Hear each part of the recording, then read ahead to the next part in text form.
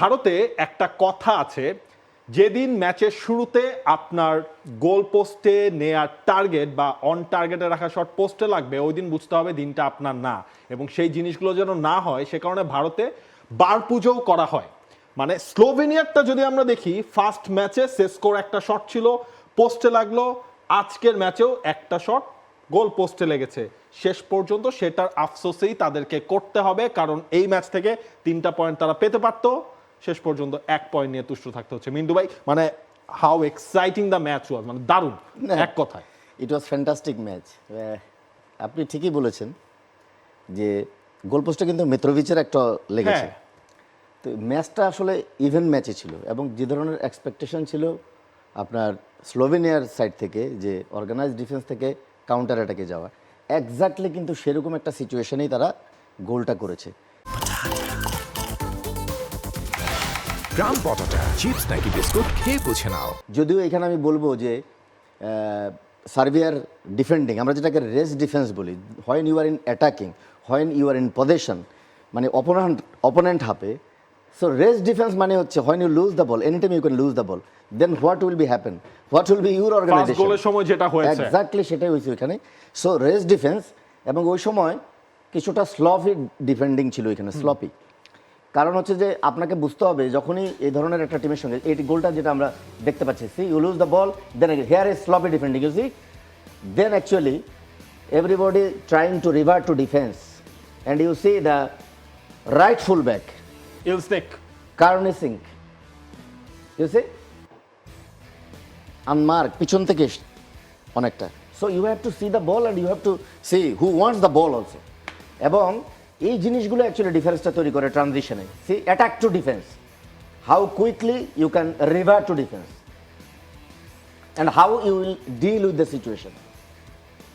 ট্রানজিশনে কিন্তু আমরা দেখতেই পেলাম যে কার্নিসনিক তিনি কিন্তু মূলত এই আক্রমণটার স্টার্টটা তিনি করলেন, তিনি ডার্ট করে রান নিয়ে চলে গেলেন। তখন কিন্তু রেস্ট ডিফেন্স, যেটা আপনি বলছেন সার্বিয়ার রেস্ট ডিফেন্স কিন্তু তখনও ট্রানজিশনে আছে, তারা কিন্তু ঠিক ওভাবেও কিন্তু পজিশনে যেতে পারেনি এবং তিনি একটা লো ক্রস করলেন সেখান থেকে, তারপর তার কাছেই বলটা আসলো, তিনি কনভার্ট করলেন। This is an outstanding finish. এবং অ্যাট দ্য সেম টাইম যদি আবার আমরা দেখি যে একদম মানে এডিশনাল টাইমে যে গোলটা মানে অ্যাকচুয়ালি সার্বিয়া করলো, এবং লাস্টের 10 মিনিট আমার কাছে মনে হচ্ছিল যে কমেন্টেটরসরা বলছিল সার্বিয়ান প্লেয়াররা ফ্রাস্ট্রেটেড, হতাশ হচ্ছিল। এবং ওই সময় কিন্তু বারবার তারা কিন্তু অপোজিশন প্লেয়ার, স্লোভেনিয়ার প্লেয়ারদের সঙ্গে কিন্তু বারবার কিন্তু সমস্যা তৈরি করছিল। এবং এইখানে আমি বলবো যে জিনিসটা, যে জবিস যে গোলটা করলো, সেটা যদি আমরা একটা ক্লিপস, আমি ইউরোর যে আপনার অ্যাপসটা আছে, ইউরো 2024-এর, সেই অ্যাপসের মধ্যে একটা স্টিল পিকচার দিয়েছে। এই কার্নি সিং তার সামনে থেকে অ্যাকচুয়ালি জবিস হেড করতে করেছিল। সো মানে ছোট্ট ছোট্ট ম্যাটার্স, এগুলো small detail can make the difference. You see, ওই যে এখন আমরা দেখা যাচ্ছে তার সামনে থেকে এসে হেডটা করেছে। সো এই ধরনের মিস্টেকগুলো আসলে টপ লেভেলেও কিন্তু হয়, কারণ tired mind, tired leg, eventually মানে অডিয়েন্সদের তরফ থেকে, এক্সপেক্টেটরদের তরফ থেকেও কিন্তু বোতল ছুঁড়ে মারা হচ্ছিল মাঠের ভিতরে, এবং কনসেন্ট্রেশন কিন্তু নষ্ট হয় এই সমস্ত সময়। সো টু বি অনেস্টলি, মানে আজকে এটা হয়তো ডিজার্ভ করতো স্লোভেনিয়া যদি তারা জিততে পারতো, কারণ দে প্লেড ভেরি ওয়েল। এবং একটা সময় আমার কাছে মনে হচ্ছিল যে Serbia, they became very tired, you know, very tired, মানে সার্বিয়াকে জি ক্লান্ত মনে হচ্ছিল। এবং নাও এই গ্রুপটা কিন্তু একেবারে ওপেন। এই গ্রুপে এখনো কিন্তু বলা যাচ্ছে না যে সেকেন্ড টিম হিসেবে বা থার্ড টিম হিসেবে, টেবিলটা কিন্তু খুবই ইন্টারেস্টিং পয়েন্ট টেবিল। কারণ সেখানে আসলে আমরা যদি দেখি যে 2টা ম্যাচ ড্র করে স্লোভেনিয়া, তাদের পয়েন্ট রয়েছে 2, সার্বিয়া যেহেতু তারা একটা ম্যাচ ড্র করেছে তাদের পয়েন্ট 1, এবং ইংল্যান্ড ডেনমার্কের খেলা তো খানিকক্ষণ পরেই শুরু হচ্ছে।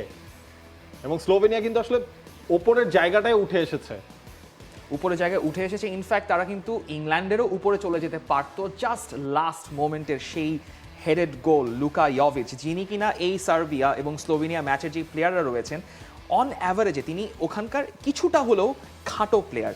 মানে আজকের এই ম্যাচে সেই ফিজিক্যাল, এই লম্বা প্লেয়ারদের মধ্যে লুকা ইয়োভিচের হাইটটা একটু কম, সেখানে তিনি তার জায়গায়, অলমোস্ট জায়গায় দাঁড়িয়ে তার মার্কারের মাথাটাকে ইভেট করে তিনি গোলটা করেছেন। লুকা ইয়োভিচ অনেকবার হেডলাইনের অংশ হয়েছেন তার পরবর্তী ক্যারিয়ারের অনেক নানা কারণে, কিন্তু তার কিন্তু সেই প্রমিসগুলো ছিল যখন তিনি আইনট্রাক্ট ফ্রাঙ্কফুর্টে হয়ে খেলতেন। খুব ভালো দুর্দান্ত একটা মৌসুম কাটিয়েছেন, তারপর মিলানে গেলেন, কিন্তু শেষ পর্যন্ত এই ম্যাচেই তিনি আজকে হেডলাইনের অংশ হয়ে গেলেন সার্বিয়াকে শেষ পর্যন্ত টুর্নামেন্টে রেখে। For more updates, subscribe to our YouTube channel and click on the bell icon. Follow us on Facebook and Instagram. Download T Sports app to enjoy exciting games and highlights. Visit tsports.com.